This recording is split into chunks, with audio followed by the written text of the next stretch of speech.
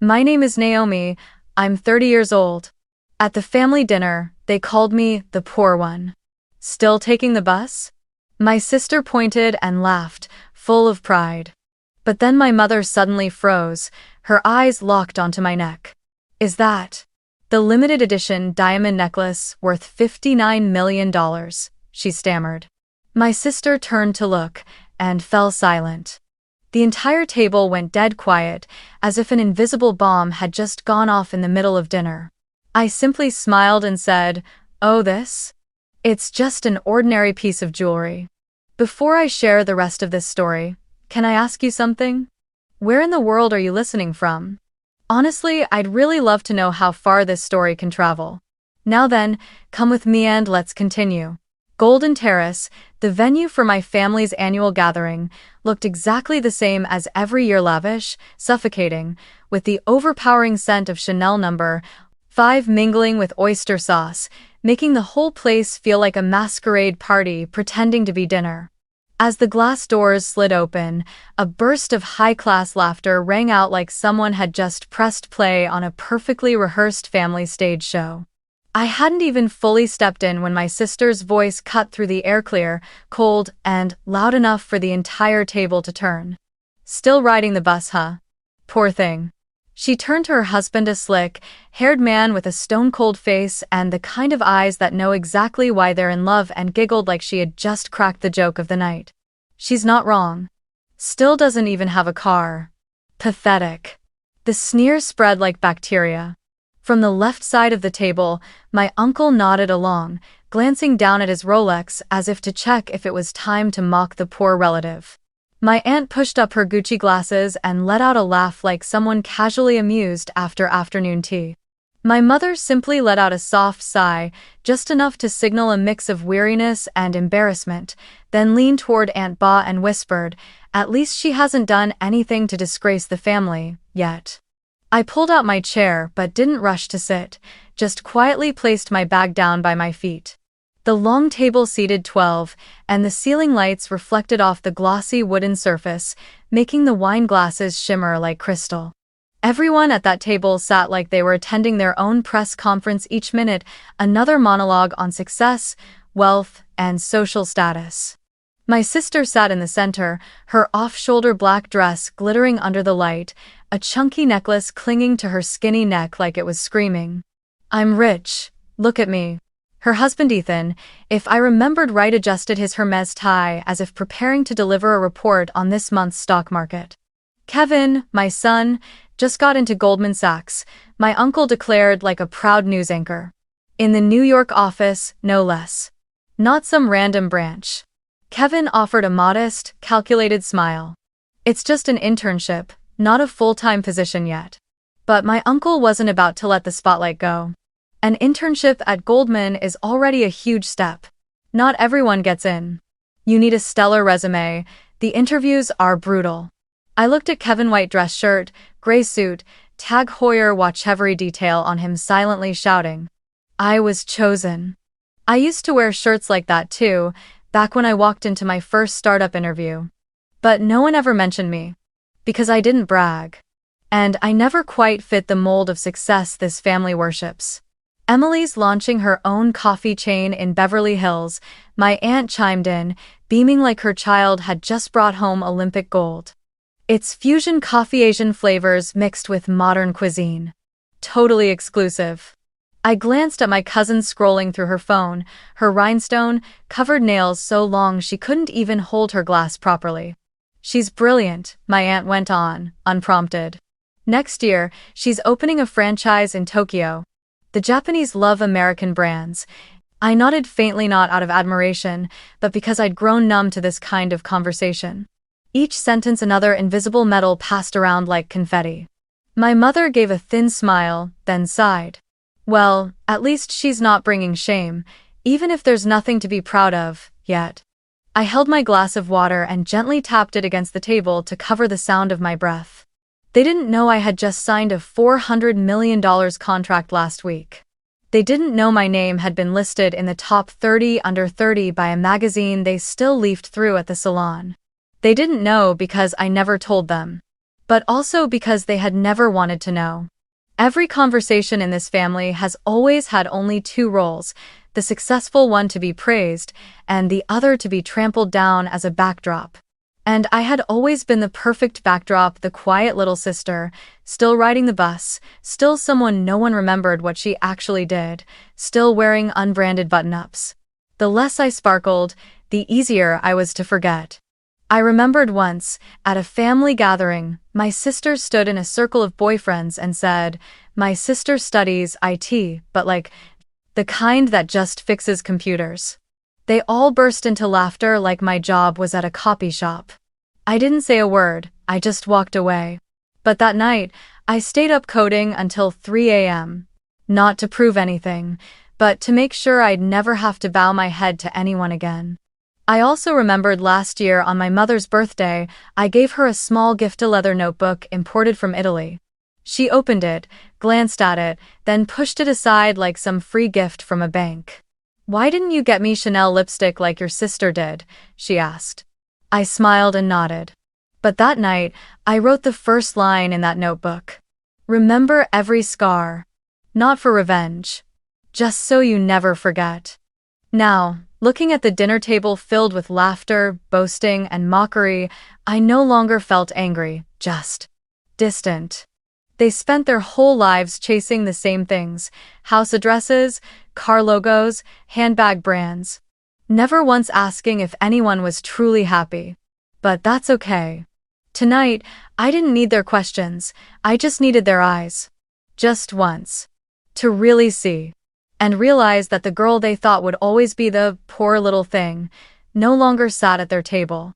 She had left that room a long time ago, they just never noticed. Not until the necklace around my neck would bring everything to a halt, but that would come later. For now, I sat still, waiting for them to bury themselves in their own vanity. Because in the end, truth doesn't need to raise its voice. It only needs to exist sharp enough to cut through every illusion. I never forgot the year I turned 7, when my whole class buzzed with excitement over the entrance exam for a prestigious private school in the neighborhood. I rushed home holding the application form my teacher handed out, proudly showing it to my mother. But she barely glanced at it and said, "Public school is fine for you. Private schools are too expensive. We're saving that money for your sister's French lessons." I still remember standing in the middle of the living room, holding that form as it slowly crumpled in my hand, not understanding why I was already disqualified from a dream before I even had a chance to dream it. From that moment on, everything in our house seemed split into two compartments: one for your sister, the one who was invested in, expected of, celebrated, and one for me, the discounted spare. In high school, I earned a partial scholarship for an after-school tech program. I rushed home, eager, thinking maybe this time I'd be hugged. But my father only asked, "Will it make you money?" My mother looked at me. "Why not take a literature class like your sister, a girl who messes with machines all day, who's gonna love her?" That question followed me for years, who's gonna love her? As if my worth only existed if someone else chose to see it. But maybe that's why I became quieter, more persistent. I stayed up late learning code when the house was asleep. I hid finance books under the table at dinner. I learned to listen to the world without needing a guide. And then, I won a full scholarship to college on my own. No help. My mother only nodded, didn't say congratulations. She was busy taking my sister to try on her graduation dress.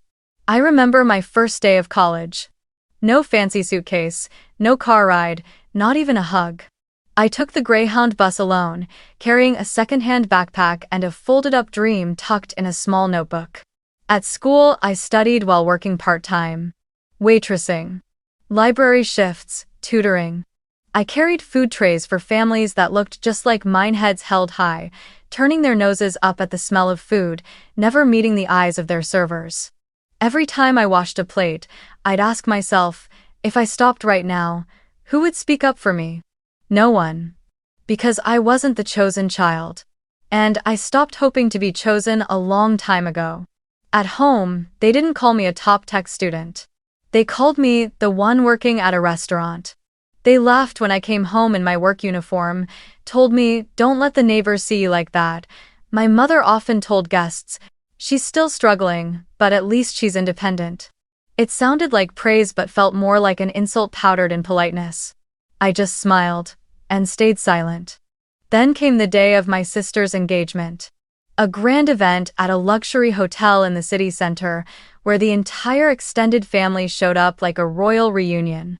I bought the simplest dress from H&M, saving for 3 months from my part-time jobs. I hoped it would at least look decent, appropriate.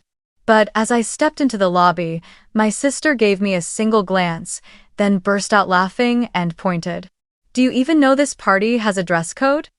Her friends, perfectly trained in the art of social ridicule, followed her laughter like it was a synchronized performance.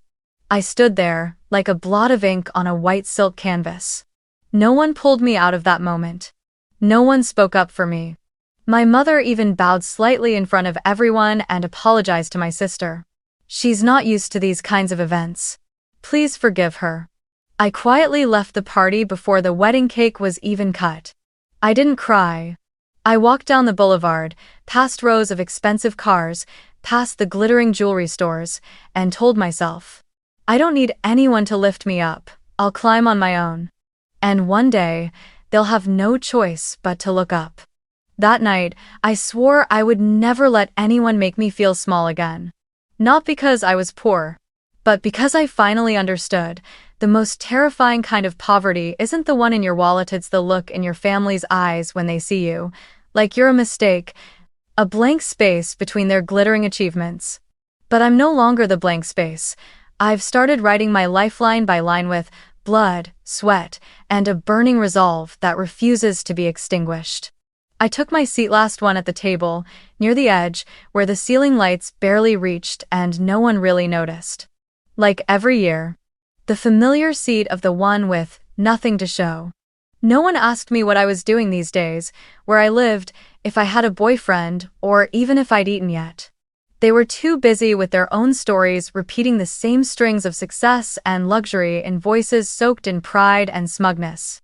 My sister sat dead center at the table, the seat with the best visibility, designed to be noticed. She always knew how to choose her spot. A wine-red bodycon dress, flawless makeup, hair curled just right in that young madam style. The moment she saw I'd settled into my seat, she began her performance, deliberately and theatrically. "Oh, I haven't shown this off yet," she said loudly, raising her wrist to brush her hair back, revealing a diamond bracelet that sparkled under the chandelier. "My husband got it for our anniversary. Diamonds like this are rare. Triple excellent D color. Certified by GIA. The clink of a spoon against a glass came from Aunt Hi's side of the table, followed by a chorus of admiration. 75 grand and still looks understated, she said, eyes glimmering. Elegant, yet refined. My mother nodded in agreement, resting her hand on my sister's, her smile glowing with satisfaction. "See, marrying well changes your fate." She used to be sensitive and moody, but now that she's got a successful husband, she's a different person altogether. I said nothing, my hands resting beneath the table, the cuff of my white shirt pulled neatly to my wrist. Around my neck, hidden under the collar, was something that once sent shockwaves through the financial world at a discreet auction, a limited edition diamond necklace from the private collection of Jacob and Company, valued at $59 million. But I said nothing. I didn't need to. It wasn't a weapon. It was a silent message, meant only for the right person, at the right time. My uncle jumped in right after that, as if unwilling to let all the admiration flow solely to my sister. He rolled up his sleeve, revealing a sparkling Swiss watch. "I bought this during a business trip to Switzerland. Not too expensive, about 5 grand, but it's all about what it says. A man's watch speaks class. Not everyone knows how to pick the right one." Everyone nodded approvingly. I saw my mother glance at me, then quickly look away, almost as if embarrassed instead of proud. She had never said I possessed any kind of class. In her eyes, I was still the girl who takes the bus and quietly single. I took in a slow breath, not to react, but to steady the smile rising in my chest. Then I lifted my hand to my neck, pretending to fix my hair. Just a small motion. The collar of my shirt shifted slightly. A sliver of the diamond necklace peeked through the white fabric just enough to catch the light, just enough for the sharpest eyes to sense that something was off. My mother was the first to lift her head.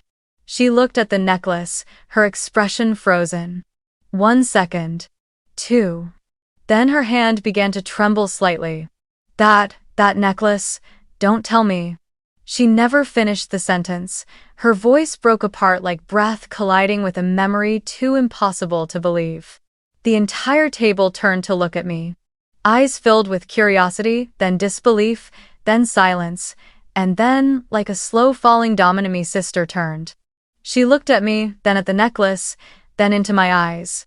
Her lips parted, unable to stop the question from tumbling out. Is that the limited edition? From Jacob & Co. The Diamond Cascade line? That's the $59 million necklace? Silence. 1 second of it that stretched like a century. All spoon and fork sounds stopped. The clinking glasses fell still. No one laughed. No one gasped, "Oh my God," or "so elegant," like they had when my sister flaunted her bracelet. Not one person seemed equipped to process what they had just seen. I stayed seated, as naturally as if I were wearing a wool scarf. I simply smiled softly, faintly, and sharp enough to cut. "Oh, this?" I said, buttoning my collar back up. "It's just jewelry. I wear it for fun." I watched the confusion spread around the table like invisible smoke. My uncle instinctively rolled down his sleeve, hiding his watch. My sister's husband leaned in, whispering something into her ear, his face tense. My sister didn't say another word, only stared at me like she was trying to decipher an equation that no longer worked. My mother looked at me, her voice scattered, as if trying to pick up the shattered pieces of memory left by the explosion of truth now sitting at the center of the table. What is it you do? You still take the bus, don't you?"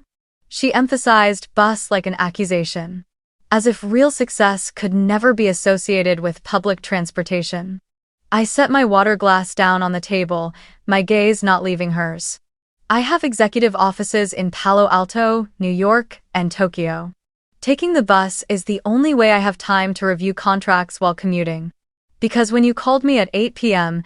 to ask why I hadn't phoned home more often, I was in a meeting with our partners in Japan.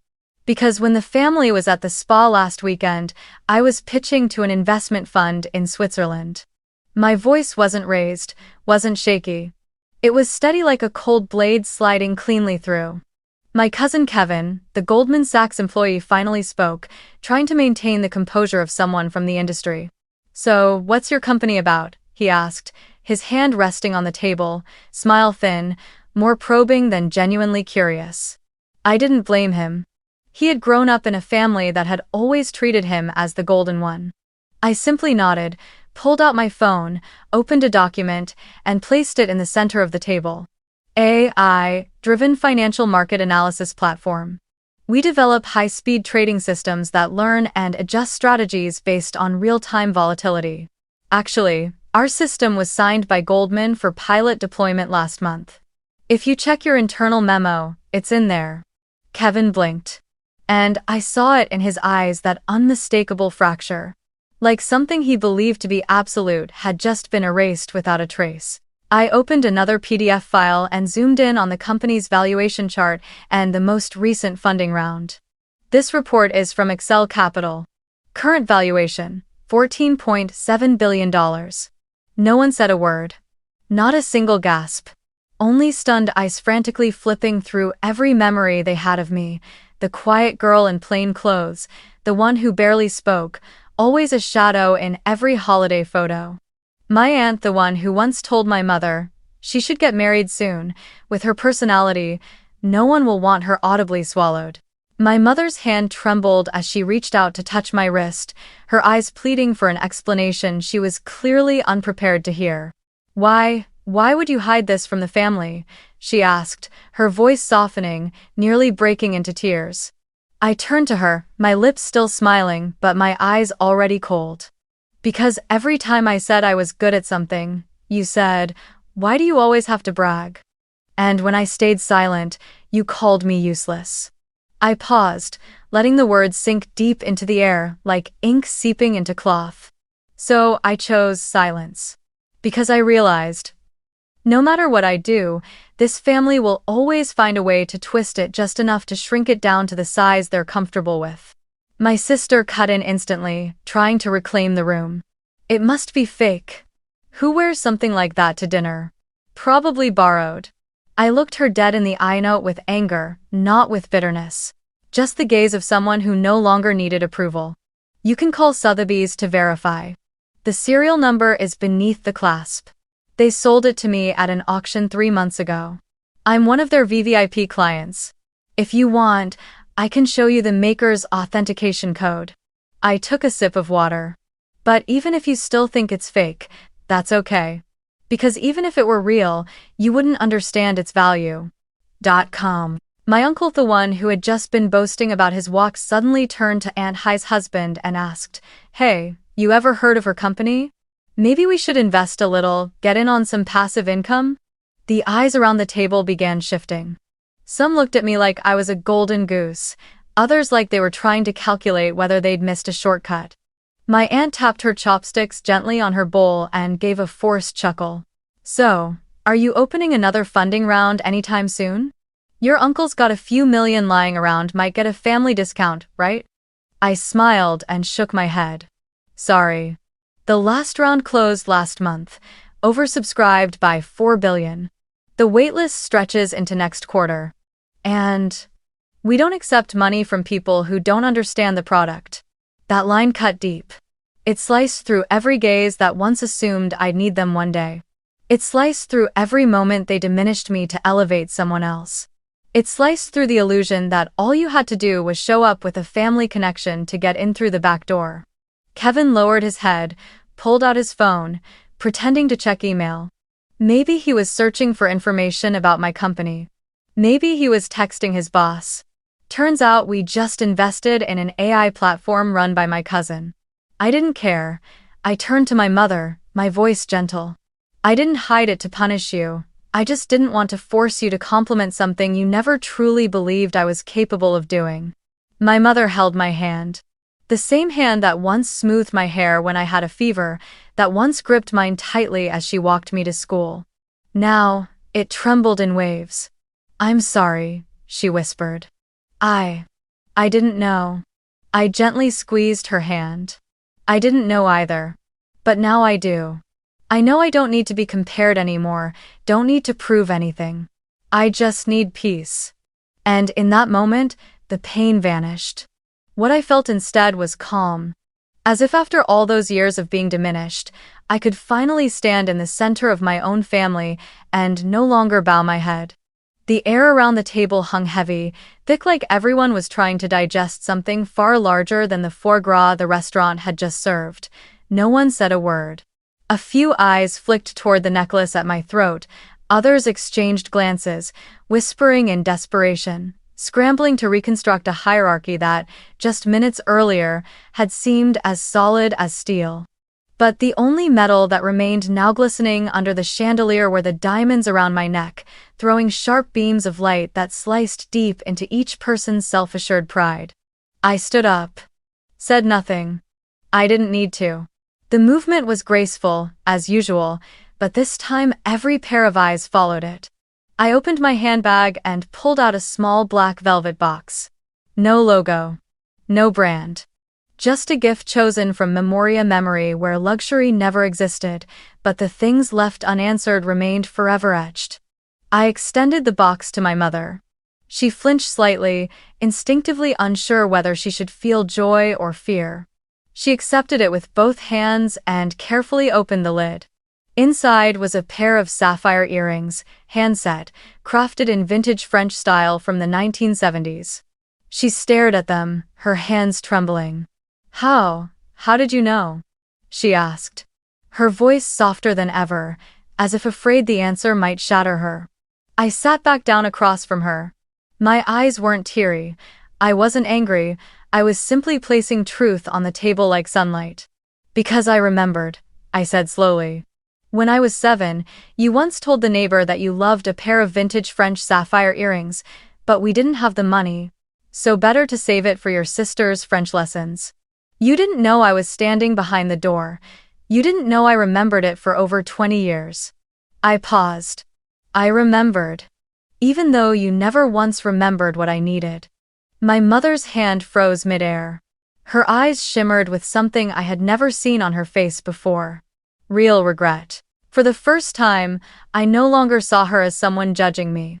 She was just a mother, standing in front of a memory she had long forgotten, now laid bare. I turned to my sister. She sat frozen, her lips pressed tight, eyes locked on me like she was desperately searching for a crack to breathe through. I smiled softly, not with spite, but with the kind of honesty that sunlight brings after a storm. You don't have to compete, sis. I'm not racing you anymore. I'm busy building my own empire. The entire table fell into silence. The jokes, the flattery, the endless talk of stocks, real estate, and luxury cars, all of it dissolved. In that moment, everyone understood. There are forms of power that don't need to shout, they only need to exist. I pulled out my phone. The screen lit up. An international call. I glanced at it briefly, then turned back to the table and spoke with the calmness of a news anchor. Excuse me, the CEO from Europe is calling. Our meeting on integrating banking data with the European market is about to begin. I stood and walked away from the table. No one stopped me. No one dared ask another question.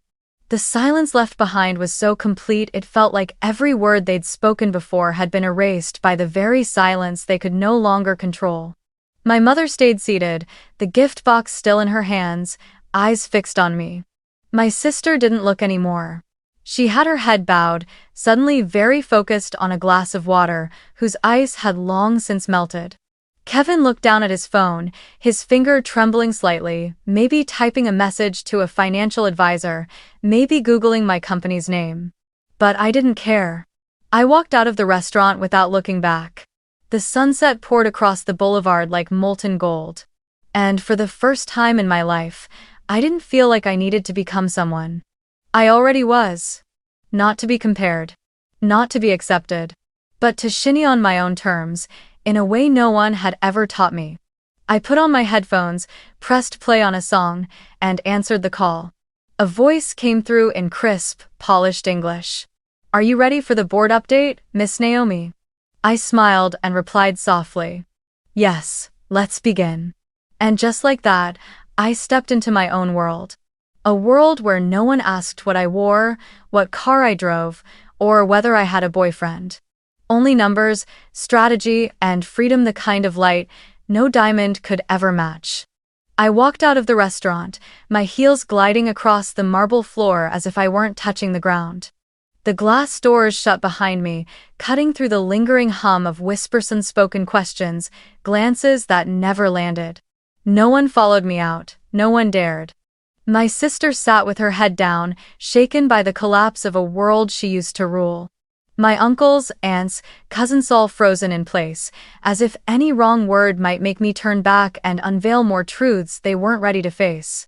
Only my mother stood at the door, saying nothing, clutching the black velvet box with both hands.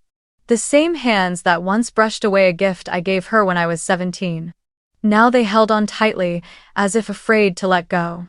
I looked at her for a long moment. I didn't blame her, and I didn't forgive her.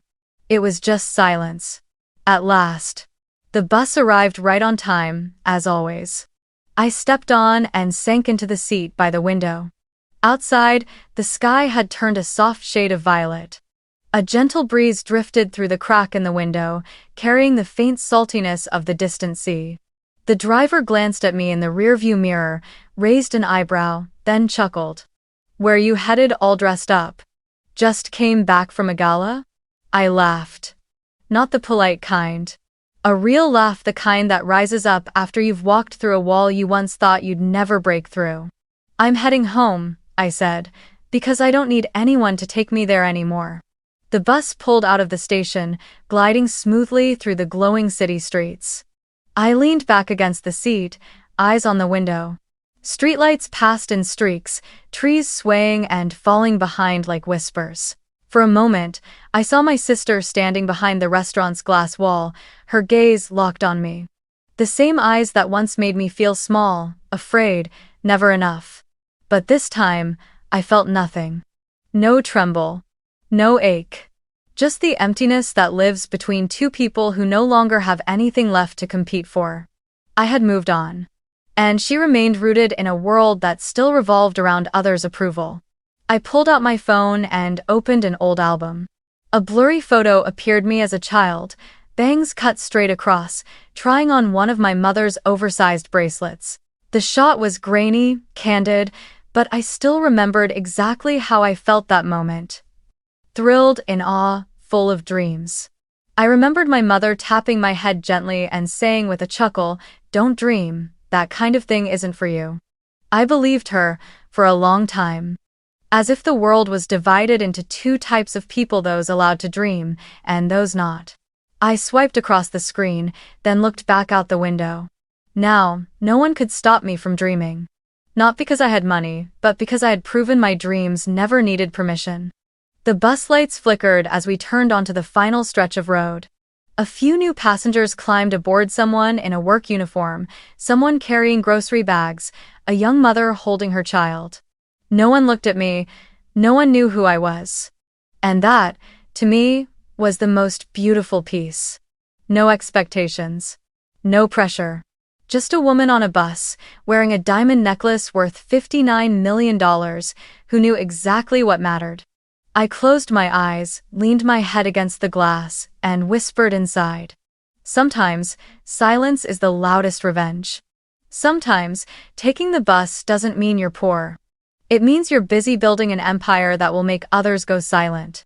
If your family ever made you feel small, if you've ever stayed quiet, endured everything, just so one day you could rise on your own, then this story is for you. Have you ever had a moment like hers? A moment where you didn't say a word, but the entire room fell silent? Share your story in the comments below. If this video touched something deep inside you, don't forget to like, share it with someone who's ever been